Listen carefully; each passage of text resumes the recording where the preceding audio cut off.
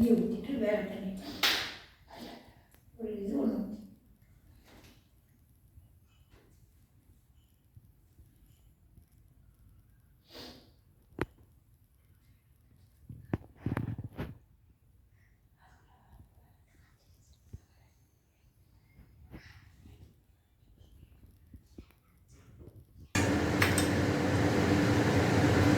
நான் வந்து இன்றைக்கி திருவாதிரை களி செய்ய போகிறேன். திருவாதிரை களிக்கு தேவையான பொருள் அரிசி வறுத்து லேசாக வறுத்து உடச்சி வச்சுக்கணும். உப்புமா நோய் மாதிரி ரவாவை விட கொஞ்சம் பெருசாக உடச்சி வச்சுக்கணும். அப்புறம் வெல்லம் 1 கப்பு அரிசி 2 கப்பு வெல்லம் போடணும். 1 கப்புக்கு 3 கப்பு தண்ணி ஊற்றணும். இது வந்து தேங்காய் திருவி வச்சுருக்கேன், முந்திரி வறுத்து வச்சுருக்கேன், ஏலக்காய் பொடி, ஏலக்காயை போட்டு சூடு பண்ணி ஜீனி போட்டு அரைச்சி வச்சுருக்கேன் பொடி. இப்போ களி எப்படி செய்யறதுன்னு பார்க்க போகிறோம். வெல்லத்தை போட்டு முன்னாடி கரையை வச்சு வடிகட்டிப்போம், ஏன்னா மண் இருக்கும். அதுக்காக வெல்லத்தை போட்டுருக்கேன். தண்ணி ஊற்றி அதை கரையை வச்சுருக்கோம். 1க்கு 3 தண்ணி. 1 டம்ளர் அரிசி உரசல் எடுத்தோம்னா 3 டம்ளர் தண்ணி ஊற்றணும். 1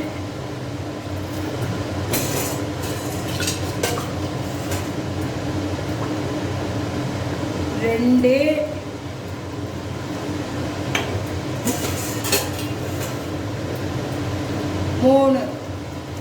3 டம்ளர் தண்ணி ஊற்றி இது கரைஞ்சதும் வடிகட்டிடணும், மண் இல்லாமல் இருக்கணும். அதுக்கப்புறம் காட்டுற கொதி இதில் வடிகட்டிட்டு காட்டுறேன் பாருங்கள். வடிகட்ட போகிறேன், ஏன்னா மண் இருக்கும் வெல்லத்தில். அப்புறம் களி சாப்பிடும்போது மண் நுரங்கும். இதை பார்த்தீங்கன்னா இதில் எவ்வளோ மண் இருக்குன்னு, அதுக்காக தான் வடிகட்டுறது. இப்போ என்ன பண்ணுறோம், இந்த வெல்லத்தை தூக்கி வெள்ளை தண்ணியை கொதிக்க வைக்கிறோம். வெள்ளத்தை தண்ணி கொதிக்கும் போது இந்த தேங்காய் திருவி வச்சுருக்கோம்ல அதை போட்டுவிடணும். மறுபடியும் போட்டால் ஊசிடும். இப்படியே போட்டால் வெள்ளைப்பாவை சேர்ந்து கொதிச்சா ஊசி போகாது. பாருங்க தண்ணி கொதிக்குது, தேங்காய் போட்டுட்டேன். இப்போ வந்து ஏலக்காய் பொடி போட்டேன், ஒரு கொஞ்சமாக ஏலக்காய் பொடி போட்டாச்சு. ஏலக்காய் பொடி போட்டு நல்லா கொதிக்குதா. இப்போ வந்து இந்த அரிசி மாவு உடசல் வச்சுருக்க பாருங்கள், வறுத்து பச்சரிசி வறுத்து உடச்சது அதை போட்டு இதில் திராவிடணும். சளிச்சுக்கணும் உடச்சி, இல்லாட்டி கட்டி பிடிக்கும், இது மாவு சேர்ந்துடும். இப்படியே செத்த கரைஞ்சதும் அப்படியே ஒரு விசில் வந்து அப்படியே சிம்மில் வச்சுட்டோன்னு வச்சுங்க, அப்படியே பூ மாதிரி வெந்து போயிடும். இதில் வந்து கொஞ்சோண்டு நல்லெண்ணெய் விடணும். ரொம்ப ஈஸியானது, செத்த நாழியில் செஞ்சிடலாம். கொஞ்சம் நல்லெண்ணெய் விடணும், இறச்சி வச்சு நெய் ஊற்றிக்கணும். இந்த பாருங்க, ஒரு 2 ஸ்பூன் எண்ணெய் விடுறேன். இந்த மாதிரி கொதிச்சதும் மூடி வச்சுட்டோம்னா ஒரு விசில் வந்ததும் அடைச்சி வச்சிடணும் சிம்மில்.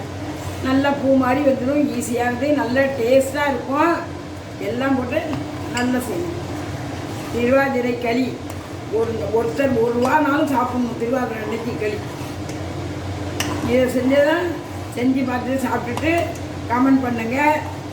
என் பேத்தி சேனலுக்கு சப்ஸ்கிரைப் பண்ணுங்கள். சூப்பராக இருக்குங்க களி.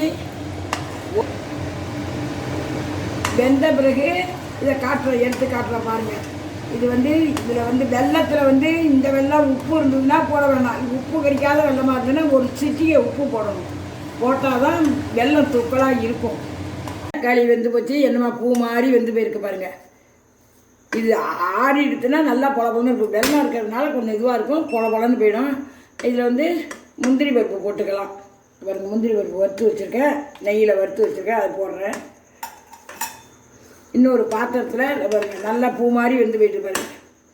இதை வேறு ஒரு பாத்திரத்தில் ட்ரான்ஸ்ஃபர் பண்ணுற பாருங்கள்.